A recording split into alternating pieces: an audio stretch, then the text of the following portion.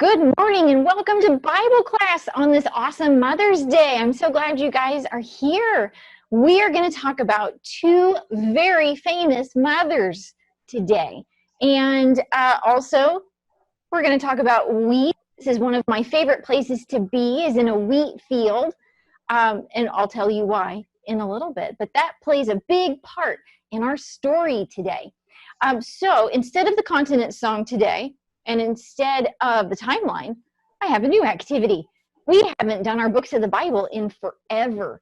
So two books of the Bible play an important part in our story, and they're labeled by number 1 and by number 2 on this chart. So we're going to say the first couple books of the Bible together to figure out what number 1 and number 2 are. Are you ready?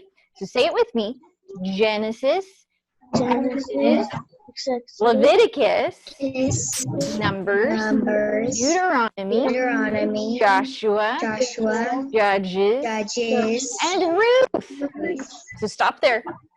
So Ruth is the book of the Bible we'll spend most of our time in today.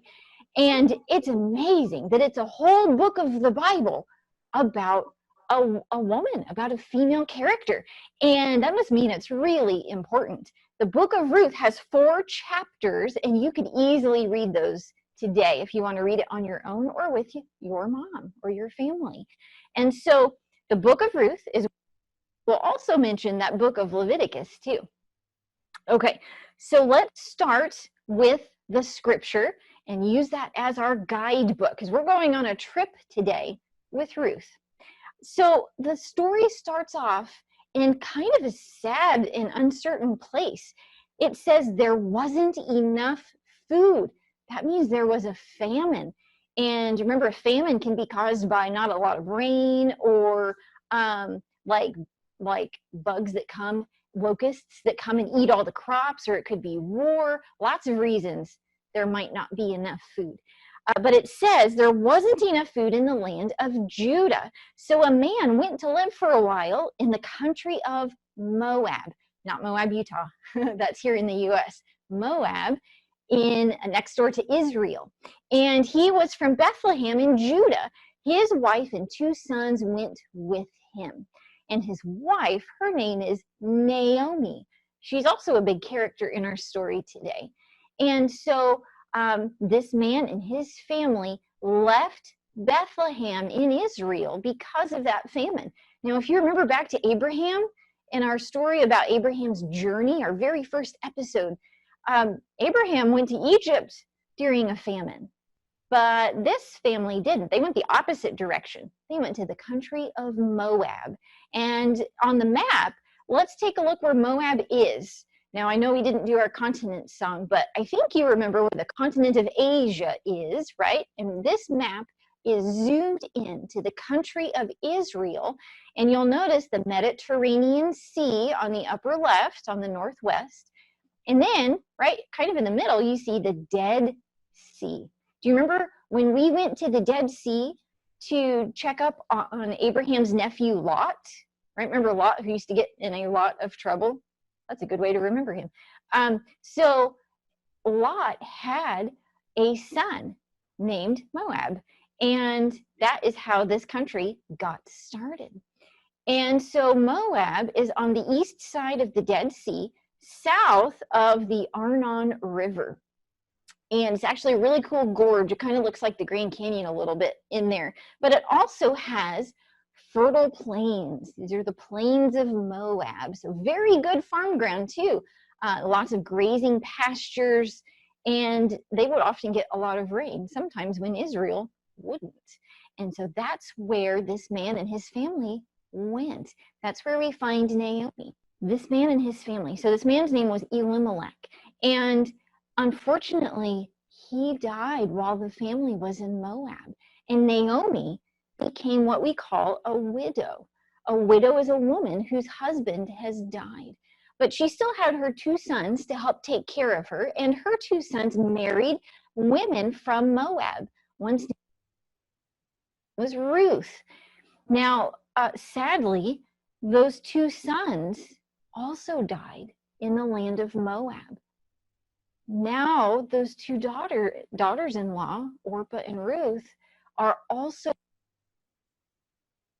living on their own. And in ancient times, that was a really dangerous situation to be in, because the men provided safety and money and food and shelter. And when the women were widows, they didn't have that. They were very vulnerable, and they could have been in a lot of danger, and maybe even very hungry too, because at that time, women really couldn't work like we do now. And they really depended on the men to care for them and provide. And so Naomi decides that because she is a widow and she has no husband and no sons, that she's going to return back to her homeland in Bethlehem. And so that's when she tells Orpah and Ruth, okay, you need to go back to your own family, and maybe you can start over and remarry and have children, and then you'll have happy lives again. And so Orpah does. Orpah stays in Moab and goes back to her family. But Ruth is stubborn. She said, no, I will stay with you, Naomi. Wherever you go, I will go. Your God will be my God. And she stuck with Naomi to take care of her. Now, Ruth could have gone back home, but she didn't. And so let's see our next scripture that will help us get to the next part of the story. So Naomi returned from Moab. Ruth, her daughter-in-law from Moab, came with her. They arrived in Bethlehem just when people were beginning to harvest the barley. Wow, what good timing. So now the famine is over. Naomi returns back to Bethlehem, and Ruth comes with her. Now, like what Naomi and Ruth look like on their trip. Of course, they would have taken a lot of things with them. I've read that it might have been a 2-day trip if they went one direction, or it might have been a 7 to 10-day trip if they went a totally different direction. We don't know where they lived in Moab, and so we don't know how long it would have taken them, but it would have been a pretty good journey. They would have had to take supplies with them. And so they come back to Bethlehem, and I want you to think about something. Everybody in Bethlehem knew Naomi, and they were so excited that she came back. She'd been gone for 10 years, and now she's back. But there was someone else with her, a woman from Moab. Now, what you need to know is that the people in Moab were not the nicest. Abraham's nephew Lot tended to go mix with people who were not hospitable. They did not show hospitality. So in fact, when the Israelites came out of Egypt, remember the whole Exodus story, and Moses led them out of Egypt? The people who lived in the land of Moab at the time were not kind to the Israelites. They didn't come out with food or water to help them on their journey. And that made God very upset. And so the Israelites and the Moabites really almost were like enemies. They did not get along very well. Sometimes they did, but most of the time not so much. And so the Moabites had a reputation for not being hospitable. Remember back to the Sarah's Food lesson where we talked about hospitality, right? And how much Abraham helped just strangers who were in the wilderness. The people of Moab did not do that. And so when Naomi brings Ruth to this Israelite village, Bethlehem, people weren't sure what to think of her. Ruth would have looked different. She would have been, it would have been obvious that she was from a different place. And she would have been called a stranger or a foreigner because she was from a different place. And people back then were not always kind to strangers or to foreigners. And so this is where we find Ruth. She comes to a totally new land she's never been to before. She already looks different. She's a stranger. So let's see what happens. They get to Bethlehem, and Bethlehem, the name actually means house of bread. Yum. I like that town name, house of bread. I love bread. And the bread I have behind me is barley and wheat. Two different grains. The round dark loaf is called barley. That's a barley cake. And then the braided loaf is made from wheat, and you can see golden wheat seed.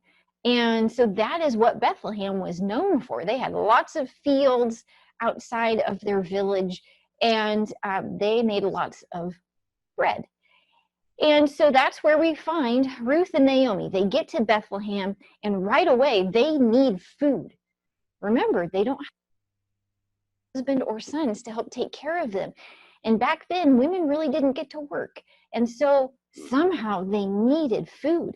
And so Ruth did something that was a little bit dangerous. She went to a farmer's field, and she walked behind the people who were harvesting, the paid workers who were there to cut down the grain. And she did something called gleaning.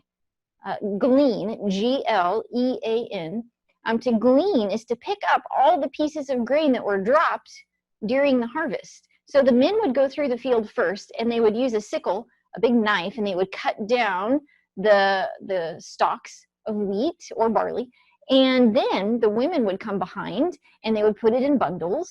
They would load it on a donkey maybe, and then they would take it to a place called the threshing floor, where they would kind of beat the stalks, and the seeds would come out, and then they could sift it and then just get the grain. And so this is where we find Ruth, is in a barley field. And so Ruth would have worked behind the harvesters, and she would have picked up whatever they dropped, but also she would have actually had some real grain to harvest, not just what fell on the ground. Because back in that book of Leviticus, remember Genesis, Exodus, Leviticus, God gave very specific instructions to farmers. He said, you leave the edge of your field unharvested. Don't harvest it, and leave it for the poor and the strangers. And so that's what Ruth did. She went and she picked up the leftovers that were left for the poor people to gather. And so on the very first day that Ruth is there, this is what she does. And we come to find out that she's in a very specific farmer's field. This isn't just any farmer. This is Boaz. And Boaz, we can tell from the story, he greeted his workers. He said, the Lord bless you. He was kind to his workers. He provided them food and shelter and water while they were out working. And he noticed Ruth, which is really amazing, because back then, men didn't really talk to women, especially strangers or foreign women who are from a different place. And Boaz notices Ruth. He goes over and he talks to her, which was unheard of. And it even surprised Ruth. She said, why are you being so nice to me? Why are you being so kind to me? And you even noticed me. I'm a stranger. I'm a foreigner. And Boaz goes an extra step to help Ruth, and he allows her to come and eat with the harvesters. He makes sure she knows where the water is at, and he makes his harvesters actually leave her extra grain in the field, because Ruth, it turns out, just so happens to be related to Naomi. He's part of her family. And so Boaz takes extra special care of Ruth. And that first day, Ruth was able to glean almost 40 pounds of grain. So she would have had to pick it up or cut what was left. She had to bundle it up. She had to take it to the threshing floor. She beat it with a stick to get the grains to pop out of the wheat stalks. And then she sifted it and then put it in the bag and then carried it home. So that first day, she was able to get that 40 pounds. That is a lot of grain to carry home. And Naomi was so pleased. She didn't expect that. But I have a video that shows you what it would have looked like to harvest that grain. And it's actually a modern day family. So like from today. And so I have this really quick video, and I want you to watch the way that you harvest wheat by hand. And barley would have been the same way.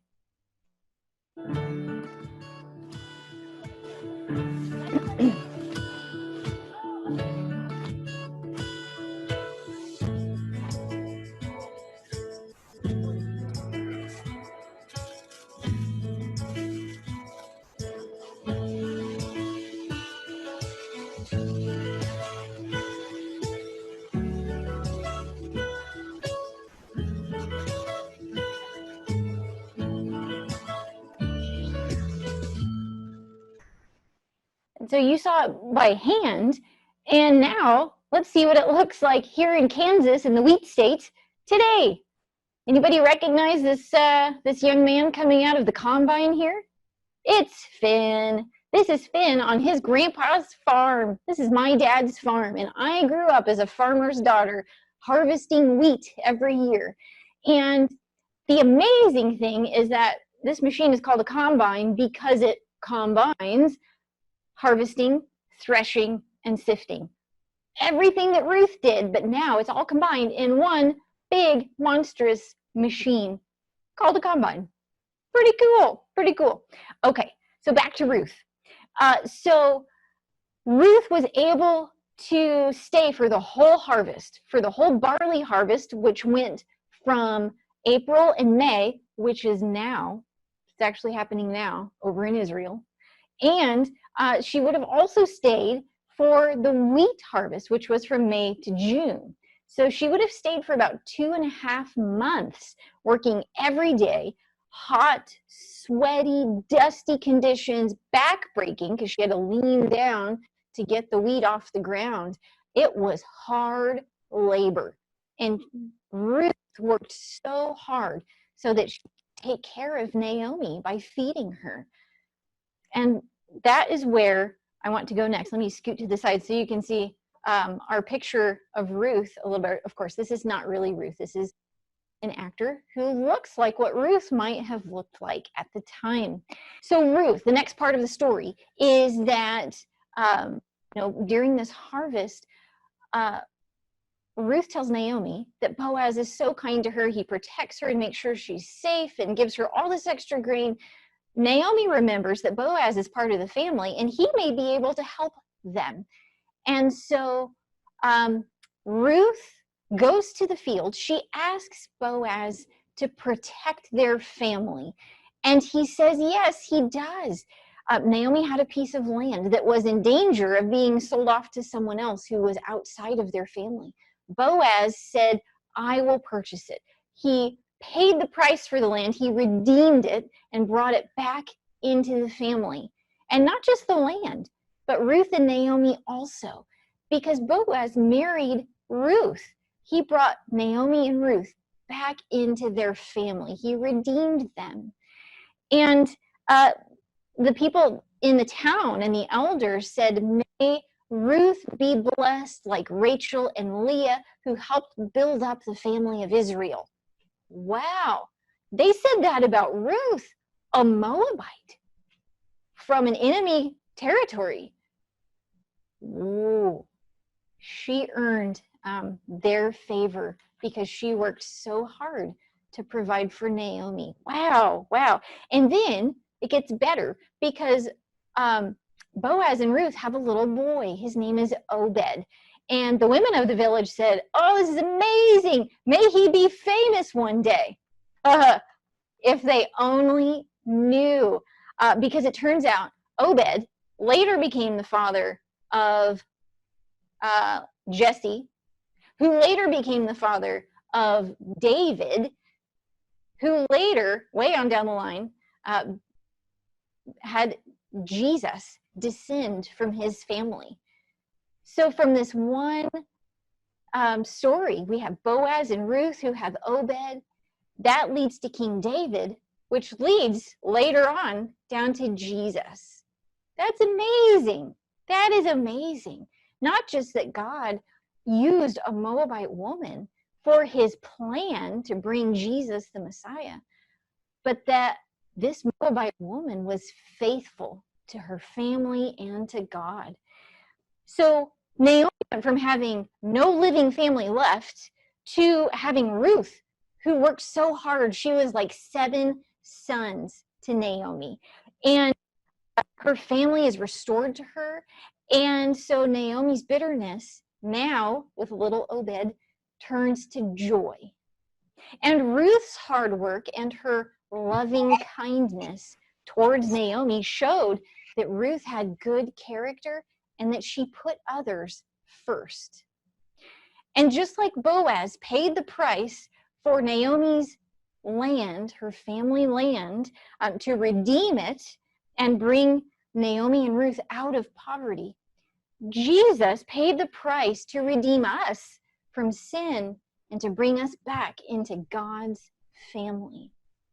The church, our God's family is the church, and that's what we belong to. And so when we follow Jesus, we choose this family of the church, just like Ruth chose Naomi's family, and that she chose the God of Israel. So be sure and thank your mom and family for loving you, for caring for you, and for teaching you about God. I forgot to show you Bethlehem. I'm just so excited to talk all about this. Before I tell you who next week is, here's Bethlehem. And this is where all of this story happened, where Ruth and Naomi moved back to, where Boaz lived, where the fields were. Also, where two important people were born. Do you remember who was born in Bethlehem? Anybody? Jesus. Yes, Jesus. David too. King David was born. Jesus. That's right. Pretty amazing. And David. Amazing. So now we know why the story of Ruth is in our Bible as its own book. Pretty amazing. Okay, so next week, we're going to go to Jericho and talk about a very special woman named Rahab. And I have a lot to share with you, but she's another special mother in the line of Jesus. And I hope you'll come back next week for that. I'm so glad you guys are here. Have a happy Mother's Day. Go take care of your mom today. And grandmas too, right? Aunts. We'll see you guys later. Happy Mother's Day, Miss Sam. Good Happy Mother's Day, Miss Sam. Come over and say hi. Hi.